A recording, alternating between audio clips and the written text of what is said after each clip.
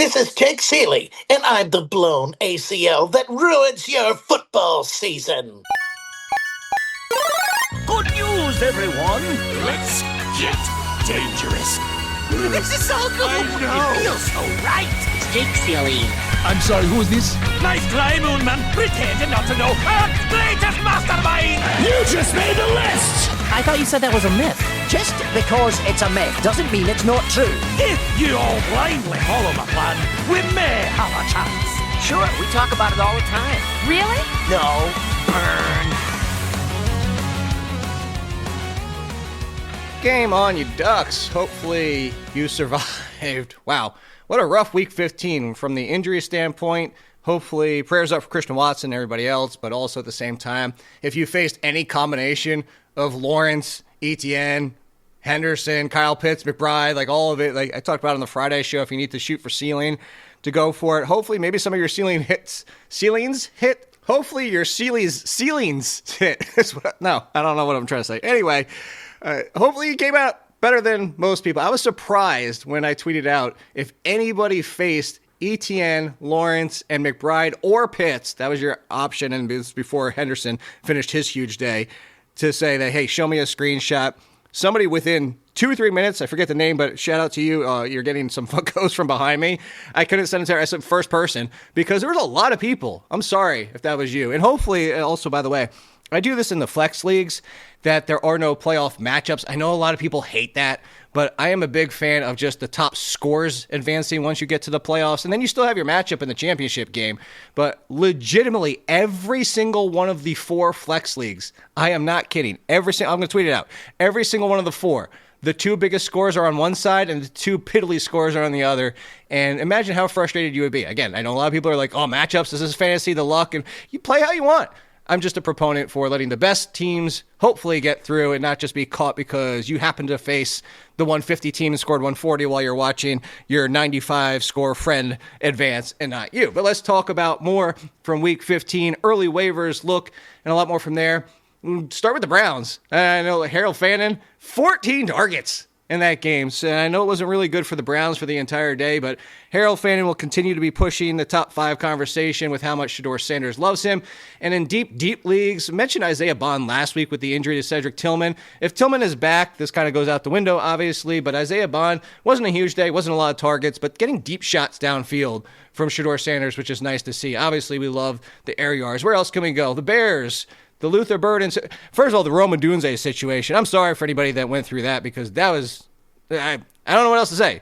It was duck, you know what? Here, I'll do it for you guys. It was duck because that was ridiculous. Like, to find out 4 minutes before lock that, oh, by the way, Odunze isn't playing and isn't inactive. I mean, obviously, he just wasn't playing. But not to get the alert on some sites, not to be able to make it to lock on some sites. Sorry if it happened to you.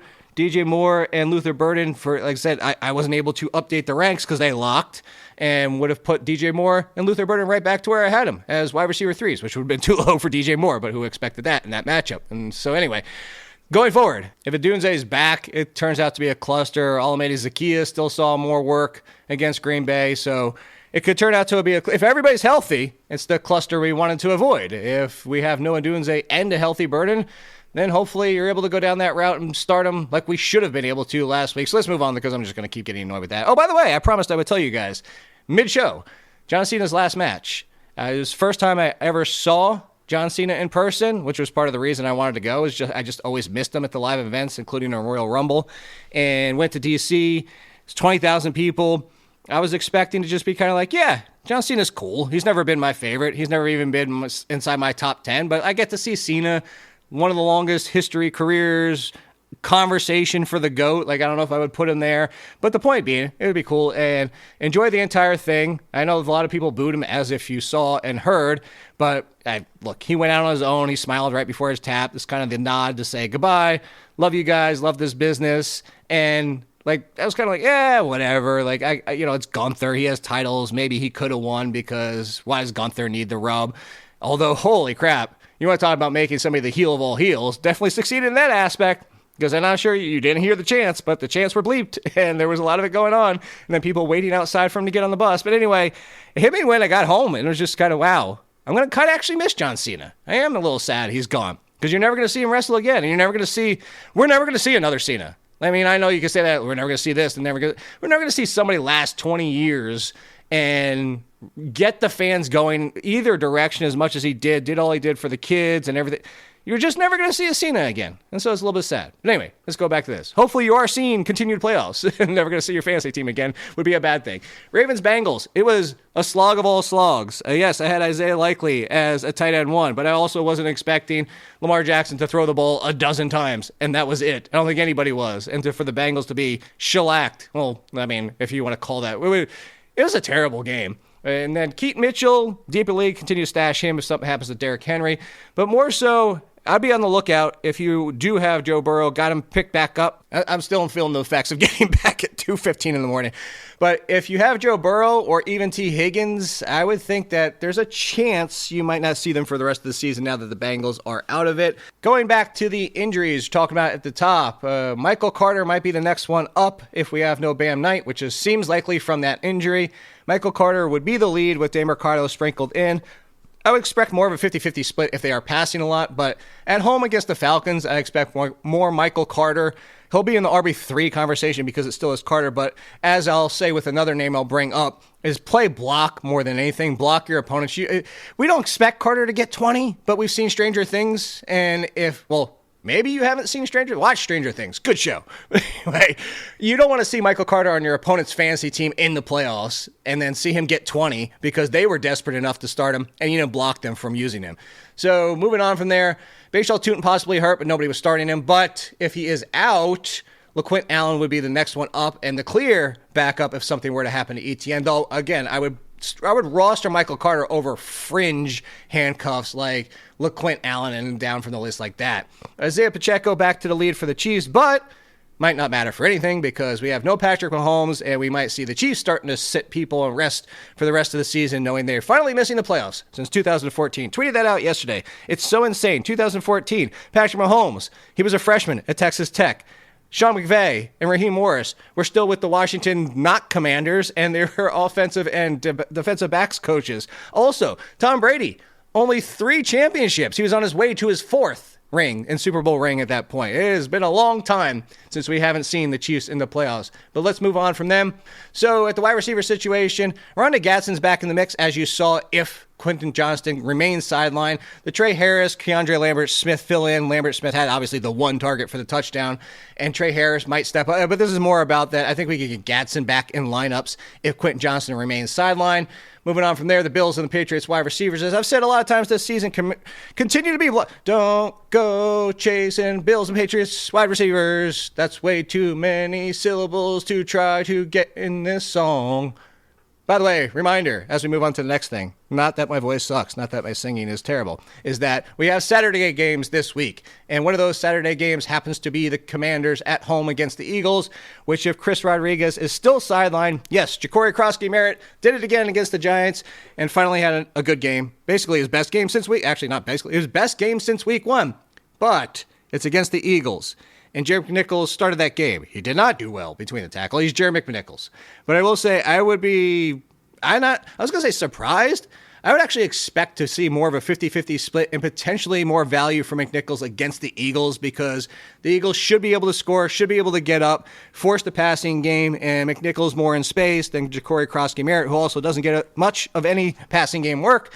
So I wouldn't be surprised if McNichols outscores Ja'Cory Krosky-Merritt if Chris Rodriguez is out. If Chris Rodriguez is back, it's a full-blown committee, which you continue to avoid. Tyrone Tracy, hey, look, I was wrong about that one. I expected it. Look, we saw 11-11 touches before Tracy exited the game before the bye, and this wasn't even 11-11. This was just Tyrone Tracy. So if you want to put him as an RB2, I just would hate, going against the Vikings and that defense and knowing what Flores can do. I would hate to catch the matchup smackdown.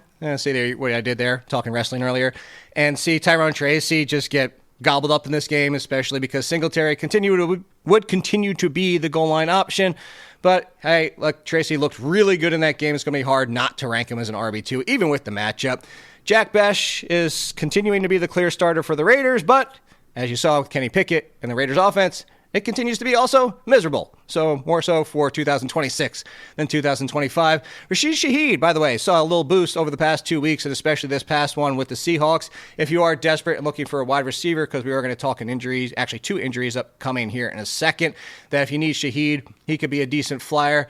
The Phillip Rivers debut, if you want to call it that, the re-debut 4 or 5 years later, it did not look great, and that flak jacket looked like it had an extra 20 pounds, or maybe he's the one, as he said, has an extra 20 pounds on him. Tyler Warren was quiet. I still had Tyler Warren inside my top 10. I would still go back to Tyler Warren. No, it's going to be Phillip Rivers. If you want to call me out on that one, that's fine. It's tight end. I was still going to take the chance, but it didn't look great for Phillip Rivers. It probably won't look too great. It just definitely looks like he's pushing through it. What a shock for a 44-year-old player. 49ers at home on a Monday night. Tyler Warren probably back end. Actually, he will be. He'll be a back end tight end 1. You saw Josh Downs, because of the short area passing for Phillip Rivers, get that touchdown, but muted all around. Hopefully Jonathan Taylor can carry you through the playoffs like he did for most of the season, even with Phillip Rivers. And then the injuries we were talking about, RJ Harvey potentially hurt. If he is out, Jaleel McLaughlin looks like he'll be the one to step up, even if you don't need McLaughlin. This is another one. Block your opponents from being able to play McLaughlin if they are desperate. Another one. Oh, by the way, the wide receiver rotation continues in that game for everybody. As Cortland Sutton, was cool to see him have a good game. Actually, his 3rd really good game of the season.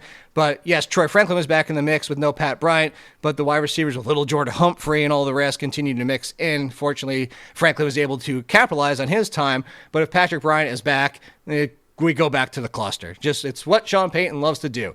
Christian Watson was one I was talking about at the top. As I said, he was hurt. Wicks and Golden rotated once he left, but the interesting thing about Matthew Golden is that Jordan Love was at least looking for him a little bit more than he was Dontavian Wicks after the exit. So maybe we get a little bit of a flyer like Matthew Golden in that conversation, Rashid Shaheed, that, hey, in Chicago, if the weather holds and you want to take a shot on somebody as a wide receiver 4 that could potentially get a touchdown and a big play, I would lean more Golden over Wicks just because what we saw in that game. Again, Love looked like he was looking for him, which is nice to see. And then before we get out of here, Devontae Adams, Thursday Night Football, by the way, don't think he's playing. I don't think anybody expects him to play. It might even be a 2-week injury with that hamstring. He didn't look good. Fortunately, it's not worse than we thought. But in any case, the answer, I got this one right, at least for you guys, Colby Parkinson was top 5 over the past 4 games before that game, heading into that one. And now the answer is, don't try to figure out if it's Mumfield or if it's Whittington or if it's Tutu Atwell. It'll probably be somebody, but similar to the Broncos, it's going to be a cluster. And the real answer is just Colby Parkinson, who now with this week's game, or last week, depending on which way you want to look at it, because it's still Monday, so this week's game, whatever it might be, Colby Parkinson is only behind 2 tight ends, George Kittle and Trey McBride, over the past 5 weeks now. So Colby Parkinson is your answer against the Seahawks, who are somewhat susceptible to tight ends. And hopefully, like I said, you're advancing and avoided some of those injuries, avoided some of those huge scores against you. Back on Wednesday with Jay Felicio, friend. It's been a while since we talked to him. Around this time last season. So, that's it.